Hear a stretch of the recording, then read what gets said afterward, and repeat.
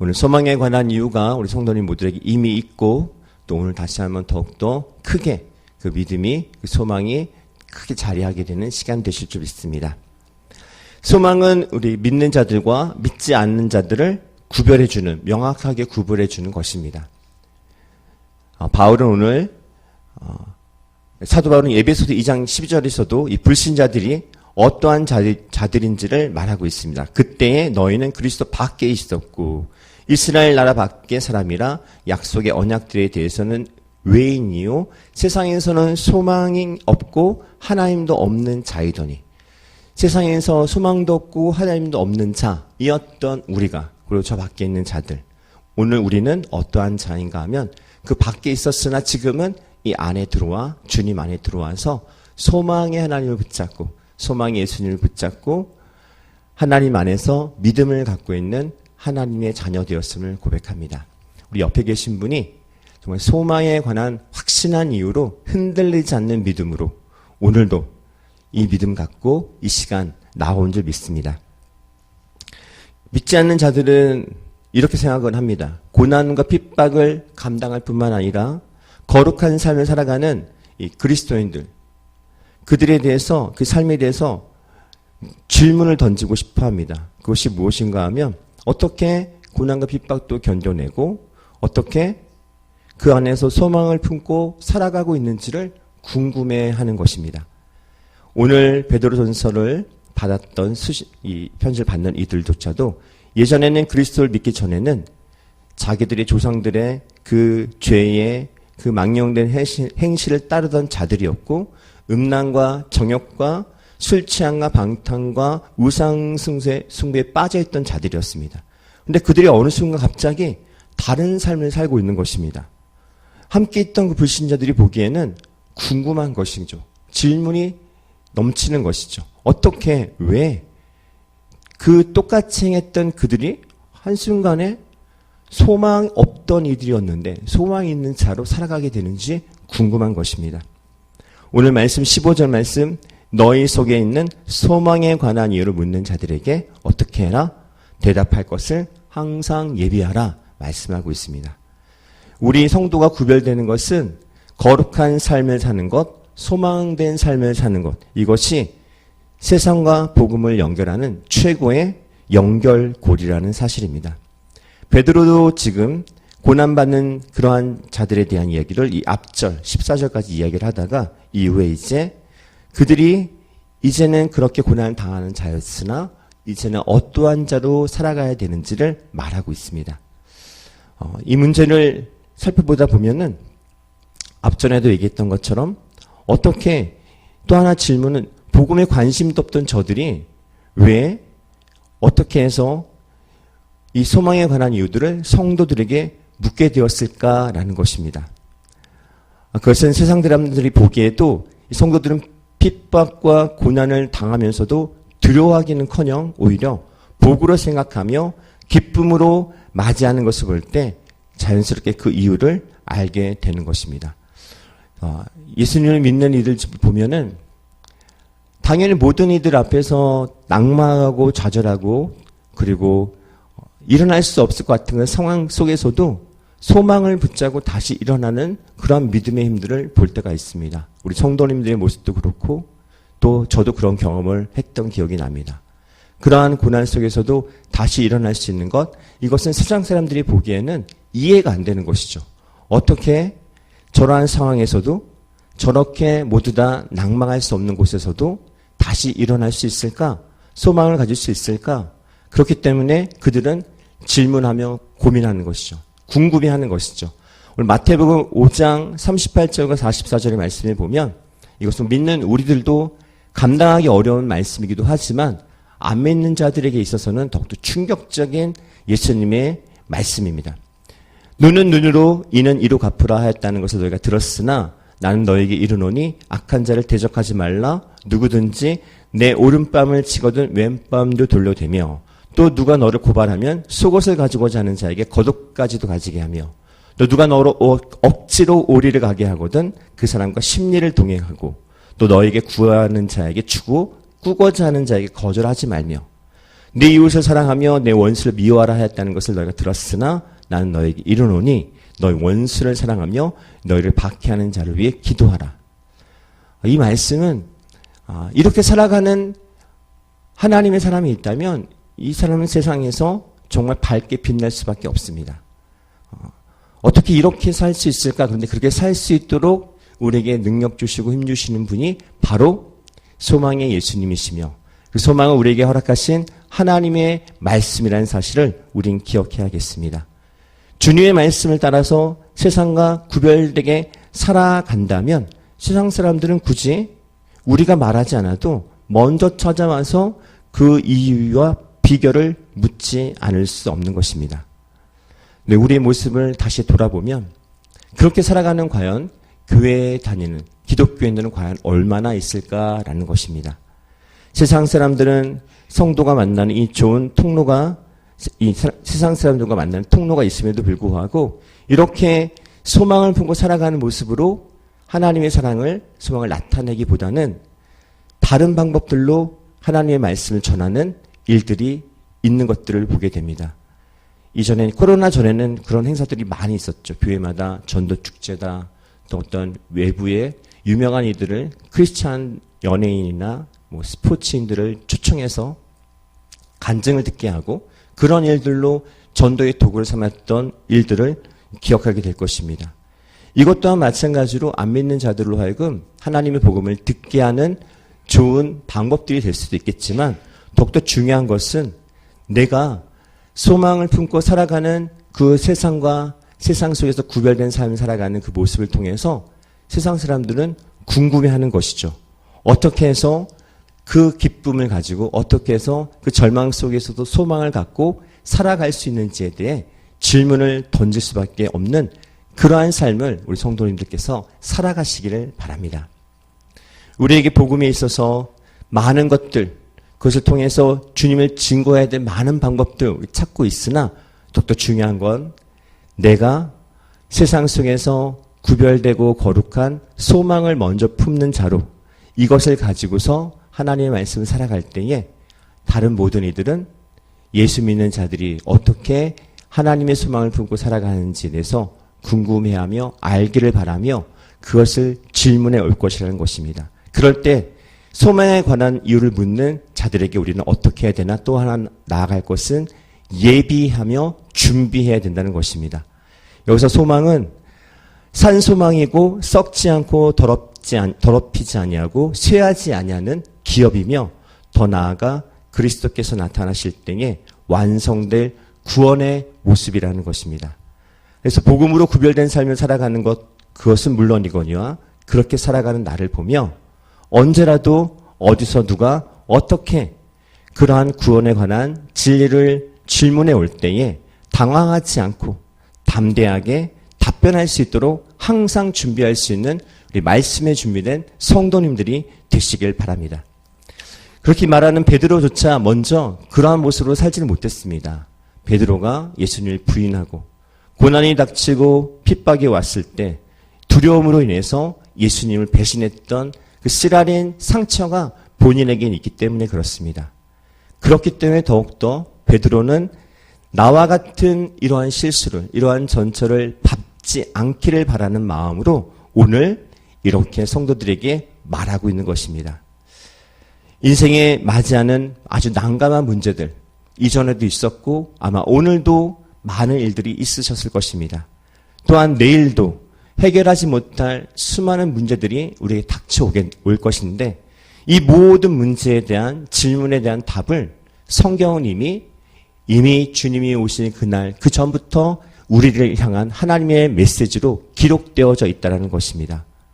그 말씀을 통해서 항상 우리는 대답할 것을 준비할 수 있는 믿음의 성도가 되셔야 되겠습니다. 그 대답은 그냥 막연하게 두리뭉실한 대답이 아니라 마치 법정에서 변호하는 것처럼 논리적이고 정확하게 안 믿는 자들에 대한 질문에 대해서 하나님의 말씀을 근거로 해서 자세하게 정확하게 전달할 수 있는 그러한 확신이 있는 믿음이 되시길 바랍니다. 저도 청년 때 이제 교회에 이렇게 예배를 드리고 있으면 그때가 90년, 91년도였으니까 밖에서 데모들도 많이 했습니다. 뭐 노동자들이 나와서 시위도 하기도 했고 청년들이 나와서 시위도 하기도 하고 굉장히 어수선한 때였습니다. 많은 청년들과 많은 시민들이 다치기도 하고 목숨을 잃기도 했습니다. 근데 교회 안에 들어오면 기도만 하는 것입니다. 그때 20살, 21살의 저의 모습엔 그것이 너무나도 앞뒤가 안 맞는 것 같은, 밖에선 저렇게 신음하며 고통하며 부르짖고 있는데 그 귀를 닫고 하나님은 아무것도 안 하시는 것 같고 교회 안의 성도님들은 기도만 하는 것 같고 이러한 믿음이 도저히 납득이 되지도 않았고 이것에 대해서 정확하게 답을 얻지도 못한 때가 있었습니다. 이러한 믿음이라면 차라리 밖에 나가서 저들과 함께 외치겠다. 그래서 교회 안에 있기보다는 바깥으로 나갔던 그러한 시절이 있었습니다. 왜 교회에서 기도해야 되는지, 교회 안에서 무슨 답을 얻을 수 있는지에 대해서 저 스스로도 성경 안에서 답을 찾지 못했고 또 그렇게 얘기를 들려주는 자를 만나지도 못했던 것 같고 또 얘기를 했을지도 모르겠지만 제가 귀담아 듣지 않았는지도 모르겠습니다.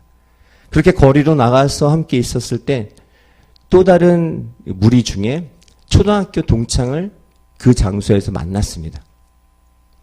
어렸을 때는 모르고 지냈던 철모로 있던 어린아이들이었었는데 이제 청년이 돼서 성인이 되고 나서는 세상에 좀 눈을 뜨고 좀 뭔가 어설픈 사고 또 의식들이 생겨날 때쯤 이것이 답이고 이것이 정의다라고 외칠 그러한 어떤 자아가 생길 때쯤에 이제 만난 거죠. 근데 그와 이런저런 얘기를 하다가 저한테 질문을 던지는 겁니다. 넌 다 괜찮은데 한 가지 실망스러운 점이 있다. 뭐냐 했더니 근데 왜 교회를 다니고 있냐라는 겁니다. 교회에서 좀 전에 나왔는데 교회 다니고 있다고 뭐라 또 하는 거죠. 주일학교 초등학교 5학년 때부터 다녔으니까 모태신앙은 아니었지만 중학교 3학년, 고등학교 3학년, 주일학교와 또 공과 공부와 모든 수련회를 다 참석했음에도 불구하고 교회 안에서 답을 찾지 못해서 거리를 뛰쳐나왔는데 근데 거기서 만난 또 다른 저희 동기, 어렸을 때 친구는 그 교회에서 생활했던 저의 모습을 보면서 왜 교회에 다니는지에 대한 이유를 묻는데 대답을 못 해줬습니다. 그 운동권 안에 있는 이들이 느끼는 이 사회주의 그 운동의 그 이념과 기독교는 항상 상반되고 대립되고 있기 때문에 같이 할 수 없는 그러한 부류들이었기 때문에 제가 교회에 다니고 있다라는 것도 그쪽에서는 또 탐탁치 않게 여겼고 그러니까 저는 이쪽도 저쪽도 아닌 중간에 끼인 것 같은 상황이 된 것이죠. 지금 돌이켜 생각해 보면 그때 내가 만난 예수님과 또 내가 믿고 있는 하나님에 대해서 확신해 갖고 얘기해 주지 못하는 것에 대해서 아직도 머릿속에서 기억이 맴돌 때가 있습니다. 우리가 대답할 수 있는 그때의 그 순간에 그 대상자에게 하나님의 말씀, 내가 알고 있는 하나님의 말씀에 대한 확신을 가지고 얘기하지 못하고 지나갔던 순간들이 찾아보면 너무나도 많습니다. 멀리 가지 않아도 자녀들에게 엄마 왜 교회 가야 돼요? 아빠 왜 교회 가야 돼요? 왜 기도해야 돼요? 라는 그런 작은 질문 하나조차에도 하나님의 말씀을 근거로 하여 확신에 찬 소망으로 말하지 못하는 그러한 믿음이라면 다시금 하나님의 말씀 앞에 말씀 안에서 내 믿음이 소망에 관한 확신한 이유를 붙잡고 있는지 흔들리지 않는 믿음 안에 위에 서 있는지 다시 한번 돌아보는 우리 성도님들이 되셔야겠습니다. 왜냐하면 이 세상은 우리가 갖고 있는 얼마 되지 않는 그 믿음조차도 흔들어서 자빠지게 만드는 일들을 너무나도 많이 겪게 되기 때문입니다. 오늘 성경은 이미 우리 인생의 모든 답을 다 이미 기록해 두셨습니다. 인생의 길 앞에 예비되었던 모든 예비해 주신 그러한 모든 상황들조차도 말씀 곳곳에 구체적으로 기록해 두고 계십니다. 인생의 수많은 질문들, 답하지 못했던 질문들, 그 모든 상황들이 다 성경 안에 이미 답이 있는데 우리는 그것을 찾지 못해서 헤매이며 문제가 생기고 고민이 생기면 하나님 안으로 더 들어가야 되고 소망의 주님을 더 붙잡아야 되는데 엉뚱한 데로 나아가는 모습들을 볼 땐 우리에게 소망에 관한 이유가 확고히 있지 않다라는 것을 늘 경계하며 공동체 안의 믿음 안에서 말씀을 또 붙잡는 성도가 되어줄 수 있도록 우리의 육신이, 우리의 시간이 허락되는 그날까지 이 시간, 이 자리를 사모하는 믿음이 되시길 바랍니다.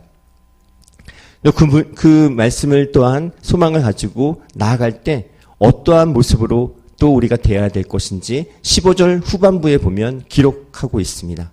온유와 두려움으로 하고 라고 기록됩니다. 다시 말하면 복음을 전하는 자는 어떻게 해요? 친절하게 부드럽고 겸손함으로, 온유함은 하나님을 신뢰하는 자들이 가질 수 있는 성품입니다. 그 두려움은 세상에 대한 두려움 아니라 하나님에 대한 두려움입니다. 곧 하나님을 경외하는 마음입니다. 우리는 대답할 것을 준비하되 친절함으로 부드럽고 겸손한 마음으로 하나님을 경외하는 심정으로 그 대답을 준비해야 된다는 것입니다. 또한 반대로 생각하면 좀 더 담대하게 더욱더 적극적으로 하나님의 말씀을 증거할 수 있는 성도가 되어야 된다는 것입니다. 복음이 증거되는 모습을 보면 오히려 너무 겸손해져서, 너무 온유해져서 나약하고 연약한 모습으로 복음을 선포할 때도 있습니다. 이것이 무슨 부끄러운 것이라도 된 것처럼 움츠러들 때가 있는데 그러지 않아야 되겠습니다. 복음은 부끄러운 것이 아니라 오히려 세상을 구원하는 하나님의 능력이고 하나님의 능력으로 가장 자랑스럽고 영광스러운 것이라고 성경은 말씀하고 있습니다. 그렇듯 우리가 복음을 담대하게 전할 수 있는 믿음이 되기 위해선 다시 한번 확인해야 될 것은 나에게 그 소망의 하나님이, 소망의 예수님이 내 안에 얼만큼 크게 자리하고 있는지를 다시 한번 돌아보는 것, 그것뿐이겠습니다. 한국에 대한 이제 뭐 이야기들이나 언론의 그런 뉴스들을 이런 걸 접하게 보면 참 축복받은 나라다라는 것을 다시 한번 깨달을 때가 있습니다.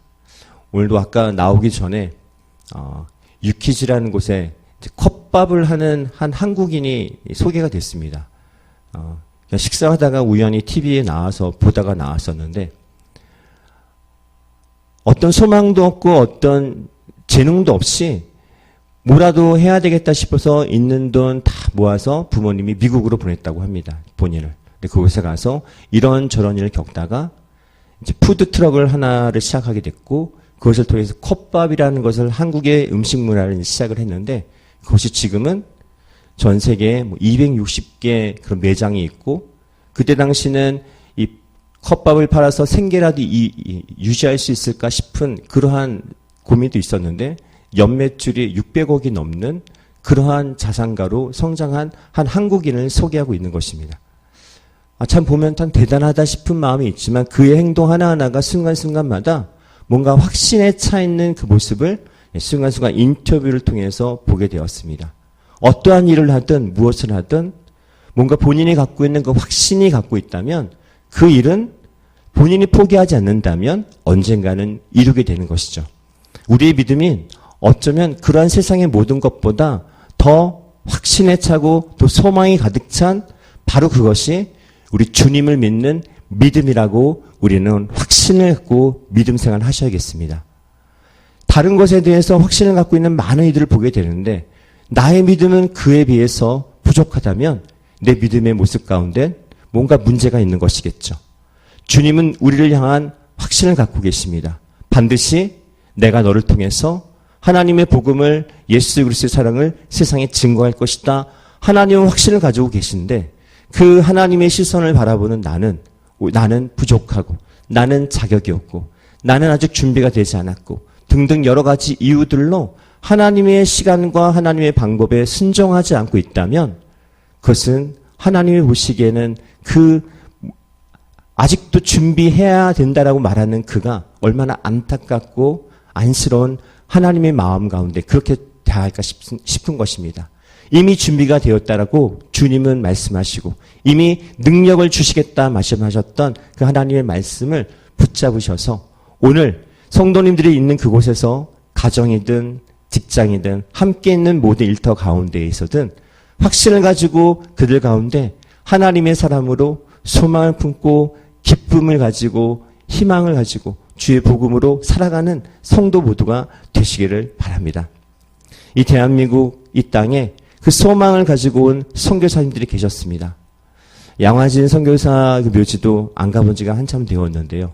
그곳에 가면 태어난 지 1년도 안 되고 태어난 해에 사망한 묘지도 있습니다. 선교사님들 자녀인 것이죠. 이 땅에 와서 뭐 대단한 일, 엄청난 일을 행한 것도 아니고 이 땅에 발을 딛자마자 순교하는 이들도 있습니다.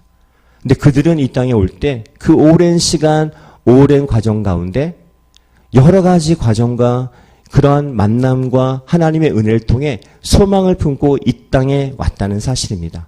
근데 그들의 죽음이, 그들의 순교가 헛되지 않았다는 것을 지금 이 대한민국의 교회가 또 이 대한민국의 모습이 증거하고 있는 것입니다. 우리 성도님들의 모습은 소망이 넘쳐있는 모습입니다. 이 시간 어떠한 모습으로 이 시간 이 자리에 왔든지 내가 바라보는 내 모습이 아니라 하나님이 바라보시는 성도님들의 그 속사람을 하나님은 지켜보시며 절대로 그 소망이 하나님의 그 소망이 흔들리지 않고 더욱더 밝게 빛나기를 주님은 기다리고 계신 줄 믿습니다. 오늘 베드로는 세상 가운데 고난을 받을 때 낙심하지 말라. 그리고 기쁨과 소망으로 용기를 더욱더 내라. 그리하여서 세상을 오히려 부끄럽게 할 뿐만 아니라 우리의 삶을 통해 예수 그리스도를 세상에 널리 전파해라. 그리고 주님이 오실 날 우리는 그 밤하늘에 빛나는 별처럼 더 밝게 빛나는 천국에서 더욱더 길이 빛나는 믿음의 성도들로 될 것이다. 희망을 주고 계십니다. 그 말씀 붙잡고 오늘 함께 주님이 주시는 산소망 더욱더 붙잡는 이 6월 날씨가 더워서 지치는 그러한 육신이겠으나 우리의 소망 더욱더 힘을 내어서 하나님께로 더욱더 달려가는 믿음 그리고 말씀의 진리를 더욱더 정확하게 붙들어서 안 믿는 모든 이들에게 또 믿음이 흔들린 이들에게 하나님의 말씀으로 더 잘 하나님의 뜻을 선포할 수 있는 우리 성도님들 되기를 바라는 기도 그리고 온유와 두려움으로 담대하게 복음을 증거하는 것에 대해서 두려워하지 아니하고 복음의 증인으로 살아가는 성도 되어줄 수 있도록 이 시간 함께 기도하는 시간 갖도록 하겠습니다.